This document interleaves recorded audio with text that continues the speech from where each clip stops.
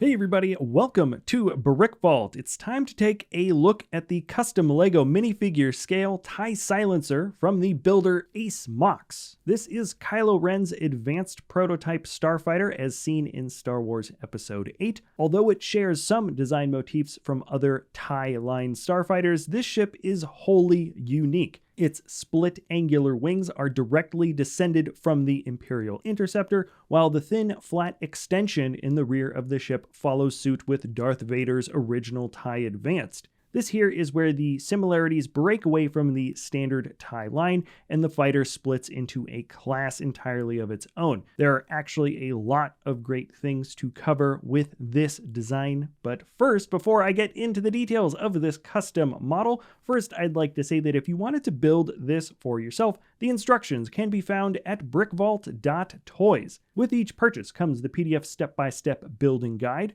plus a parts list for fast ordering your pieces online. We physically test each model, we test instructions for the ease of build, and the parts are chosen for availability on the brick buying market. Buying instructions is a great way to help support the channel and the talented designers we work with, like Ace Mox, who also has the first order TIE Whisper included here as well. So there's that link in the description below, and I want to start off by showing this model very much like I did with Ace Mox's TIE Whisper from a few weeks before. So I'm showing the silencer next to other minifig scale custom designs you see flashing by the screen. This gives you a basic sense of scale for how this ship looks in comparison to other Star Wars designs, and it's also kind of fun pointing out that this is the single longest TIE ship ever produced. Here you can see the wings are long, they're very sharp. The cannons on the ends of them actually have quite a bit of length to them compared to several other models, and the rear really does extend very far away from the cockpit compared to most of the other TIEs. But what makes the silencer really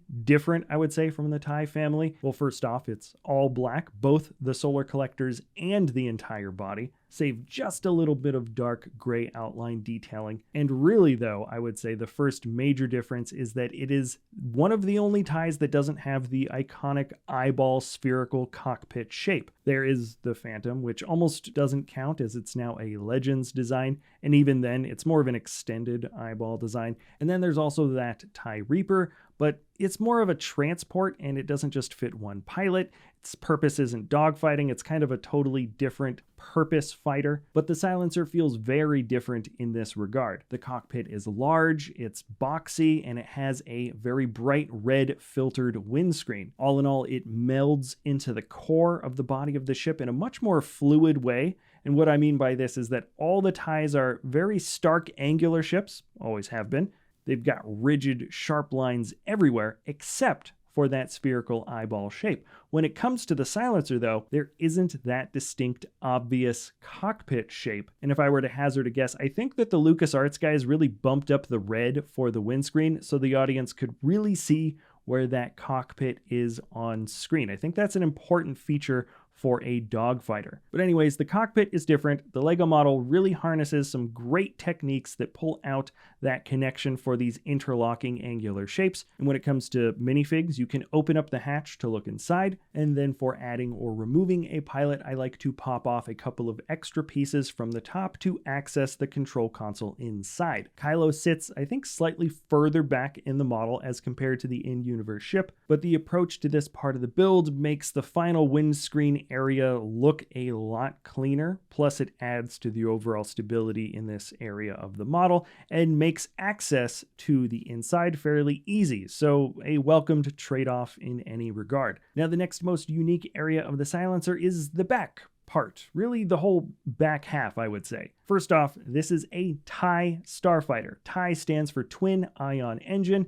These traditionally have always been portrayed as two small red dots that can be seen in the back of any TIE model. And the designers here get around this, sort of, on the silencer by calling this whole glowy red area in the back the Twin Ion Thrust Array. The idea, I think, because it's never explained, is that there are internally two ion engines. They then have the power split and maybe magnified via this array that lines the back. It's super vague, and even in the cross sections they don't label it, but you do see wires from the array all connecting back to this little thing here, which very well could be one of the ion engines. And if that's not the case, maybe they should have called this the TITA silencer, but the Disney marketing team would never have let them drop that recognizable TIE name. There's just no way. Oh, that reminds me actually, fun fact about the silencer, it was supposed to have missiles that drop from the bottom of the ship, but Hasbro started making toys for Episode 8 before the launch of the movie,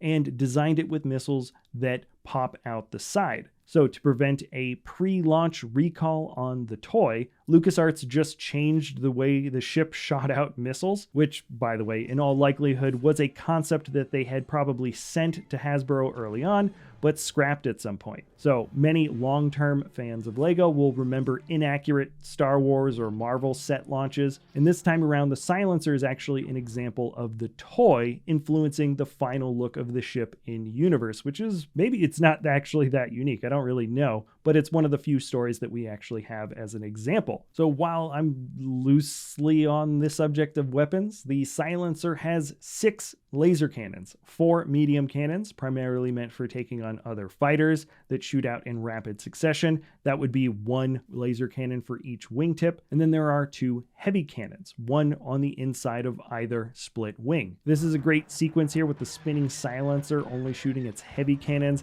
and then the next shot you see it inflicting some decent damage to the side of the Raddus. And then while researching for this video, I ran into an interesting kind of inconsistency between the TIE silencer and the TIE Whisper that you see in the next film. Long story short, here on the silencer, these 2 prongs are weapons sensors, while here on the Whisper, it almost looks identical. These 2 prongs are just more laser cannons. It doesn't make sense.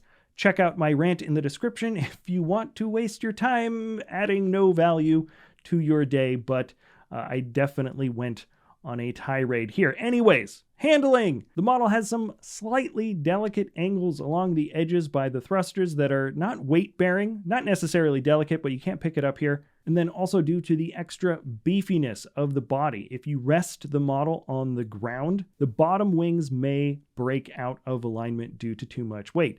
This isn't characteristic of the other custom LEGO TIE designs, but ultimately it is sheer physics here. The techniques on this model are the same as the others, it's just that they are attempting to support almost double the weight. So I suggest rest the ship on the display stand. It studs into the model no problem and has a pretty darn decent connection. This was a really fun model to construct. There are a few more intricate angles compared to a lot of the other TIE builds out there, so it takes a bit more attention to get everything lined up just right, but what you get in return is one of the more unique TIEs developed in Star Wars. Remember, that is BrickVault.toys, link in the description below if you want to buy the instructions. Also, let us know what types of other custom models you would like to see in the future. If you enjoy our content, feel free to like, subscribe, comment, or share, and we'll see you next time at BrickVault.